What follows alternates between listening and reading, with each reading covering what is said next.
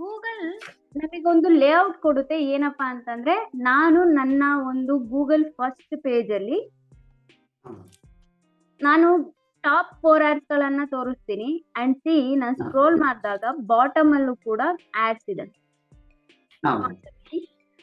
ಈ ಸ್ಪಾನ್ಸರ್ಡ್ ಅಂತ ಬಂದ್ರೆ ನೀವು ತಿಳ್ಕೊಳ್ಳಿ, ಈ ಸ್ಪೆಸಿಫಿಕ್ Paid. ವೆಬ್ಸೈಟ್ಸ್ ಗಳು ಗೂಗಲ್ಗೆ ಸರ್ಟೈನ್ ಅಮೌಂಟ್ ಅನ್ನ ಪೇ ಮಾಡಿದ್ದಾರೆ ಅಂತ ಅರ್ಥ. ಓಕೆ.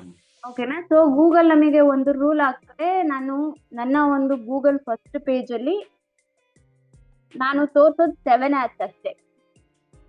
ಸೊ ಅದು top 4 ads and bottom 3 ads.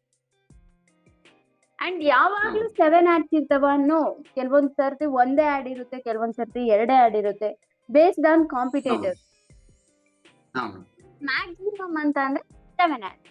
ಅದ್ರ ಮೇಲೆ ನಾನು ಒಂದು ಎಕ್ಸ್ಟ್ರಾ ಆಡ್ ಗಳನ್ನ ಕೂಡ ನಾನು ಡಿಸ್ಪ್ಲೇ ಮಾಡಲ್ಲ ಅಂತ ಹೌದು. ಗೂಗಲ್ ನಮಗೆ ಕರೆಕ್ಟ್ ಆಗಿ ಹೇಳುತ್ತೆ. ಒಂದು ರಿಸ್ಟ್ರಿಕ್ಷನ್ಸ್ ಹಾಕಿರ್ತಾರೆ.